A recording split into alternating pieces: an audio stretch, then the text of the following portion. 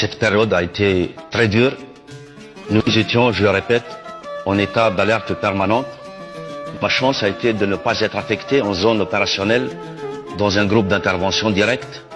C'est la raison pour laquelle je n'ai rien vu du front où les combats faisaient rage. Je faisais partie de la classe 56A. La période était tellement périlleuse que nous avions surnommé notre classe la classe de l'enfer. Un nombre important de jeunes de cette classe ont été tués ou blessés. D'autres ont été portés disparus.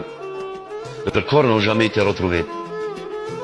Je reste persuadé qu'aujourd'hui encore des prisonniers algériens de ce temps sont toujours détenus dans les prisons marocaines et que cette guerre orchestrée par Boumedienne n'a servi à rien. Pourtant, très jeune à l'époque, j'ai vécu comme une profonde ignominie cet exode de Marocains déportés d'Algérie, avec pour unique bagage un baluchon fait à la hâte.